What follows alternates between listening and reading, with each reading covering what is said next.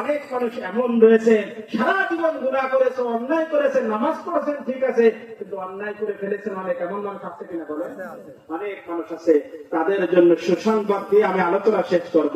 আল্লাহ তাআলা 24 নম্বর পারার 3 নম্বর পৃষ্ঠায় সূরাতুল জুমারের 53 নম্বর আয়াতের মধ্যে আল্লাহ তাআলা বলেন, কুল ইয়া ইবাদিয়াল্লাযীনা আসরাফু আলা আনফুসিহিম লা তাকনাতু মির রাহমাতিল্লাহ। হে নবী, আপনি মানুষদেরকে জানায় দেন, ওই সমস্ত মানুষদেরকে যারা সারা জীবন অন্যায় করেছে, সারা জীবন গুনাহ করেছে, রোজা রাখেনি, নামাজ পড়েনি ঠিক মতো, আল্লাহর হুকুম মানেনি, সুদ খেয়েছে, ঘুষ খেয়েছে, হারাম কাজের মধ্যে লিপ্ত ছিল, ওই সমস্ত নাফরমান বান্দাদেরকে জানিয়ে দিন, নৈরাশ হওয়ার কোনো কারণ নেই, ভয় পাওয়ার কোনো কারণ নেই। লা তাকনাতু মির রাহমাতিল্লাহ, আমি আল্লাহর রহমত থেকে তোরা নৈরাশ হইস না। ইন্নাল্লাহা ইয়াগফিরুয যুনুবা জামিআ, আমি আল্লাহ তাআলা ওয়াদা দিচ্ছি, তুই 80 বছর নামাজ পড়িস নি ঠিক আছে, রোজা রাখিস নি ঠিক আছে, গুনাহ করেছিস, অপরাধ করেছিস ঠিক আছে, তুই যখন ঘুমাস নিজেকে অপরাধী মনে হয়, তুই যখন একা থাকিস মনে হয় যে জাহান্নাম থেকে মুক্তি পাবো কিনা, ঠিক কিনা? আল্লাহ তাআলা বলে, বান্দা আমার রহমতের দরবার থেকে তোরা নৈরাশ হইস না। ইন্নাল্লাহা ইয়াগফিরুয যুনুবা জামিআ, একবার যদি তোমরা আমি আল্লাহর কাছে মাফ চাইতে পারো, তোমার গোটা জিন্দেগীর গুনাহকে আমি আল্লাহ একদম নিষ্পাপ করে দেব, মাফ করে দেব। সুবহানাল্লাহ। খেয়াল করে আলোচনা শেষ।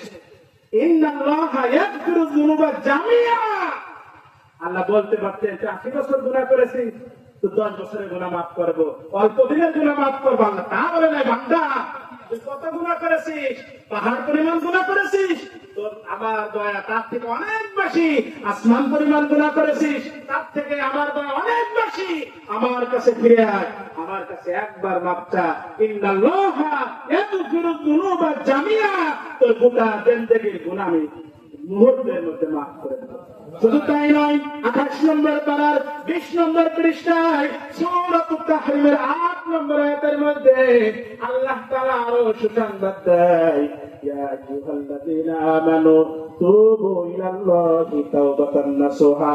হে মুমিন বান্দা বান্দীগণ, গুনাহ করেছিস, অপরাধ করেছিস ঠিক আছে, তুই আমার দরবার থেকে নৈরাশ হইস না, একবার তাওবাতান নাসুহা, ঘাস দিলে 5টি শর্ত আমার বলার সুযোগ নাই, 5টি শর্ত যদি নাও পারেন, একবার যদি আল্লাহর কাছে মাফ চাইতে পারেন, আল্লাহ তাআলা বলেন, আসা রাব্বুকুম আইয়ুকাফিরা আনকুম সাইয়্যাতিকুম, সারা জীবন তুই যে অপরাধ করেছিস তোর গুনাহ মাফ করব। শুধু তাই নয়, ওই গুনাহটাকে আমি আল্লাহ তাআলা নেকি দ্বারা পরিপূর্ণ করে দেব, নেকি দ্বারা পরিবর্তন করিয়া দেবে।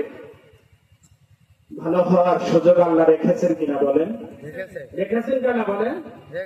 অপরাধ করেছেন, আমি হালকা টাচ দিয়ে গেলাম, গত বছর আলোচনা করছি, সেই আলোচনার নিচে লাস্টে টাচ দিয়ে গেলাম, যেহেতু তওবা সম্পর্কে আলোচনা করেছিলাম।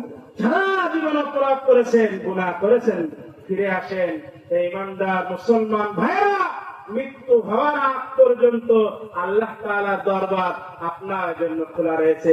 অপরাধ করেছে, গুনাহ করেছে, পাপ করেছেন, আপনার থেকে পাপী বান্দা দুনিয়া এর আগে অনেক ছিল, এখনো আছে, ঠিক কিনা?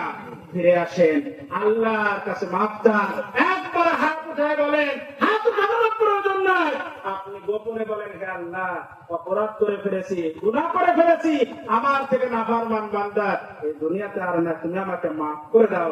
আল্লাহর ওয়াদা, আল্লাহ তো মাফ করবেই করবে। আল্লাহ তাআলা আপনার গুনাহটাকে নেকি দ্বারা পরিবর্তন করবে। 19 পারার 5 নম্বর পৃষ্ঠা আল্লাহ তাআলা আরো বলেন, এবং 28 পারার 20 পৃষ্ঠা আল্লাহ তাআলা আপনাকে গুনাহ মাফ করে জান্নাত দান করে দেবেন। সুবহানাল্লাহ। আল্লাহ তাআলা আপনাকে আমাকে যে কথাগুলি বললাম এবং শুনলাম, সর্বপ্রথম আল্লাহ তাআলা আমাকে আমল করার জন্য তৌফিক দান করে, তারপর এখানে যারা উপস্থিত সবাইকে যেন আল্লাহ তাআলা আমল করার তৌফিক দান করে, এবং দুনিয়াতে আমাদের শরীরের মধ্যে, অন্তরের মধ্যে বেশি জিনিস ঢুকানোর প্রয়োজন নাই, একটা জিনিস ঢুকান। আপনি যা কিছু করেন দুনিয়ার কোনো মানুষ যদি না দেখে, দেখেন কে বলে? আল্লাহ দেখে। আল্লাহ তাআলা এই কথাগুলোর উপর আমল করার তৌফিক দান করে। আমিন ওয়া আখিরু দাওয়ানা আলহামদুলিল্লাহি রাব্বিল আলামিন।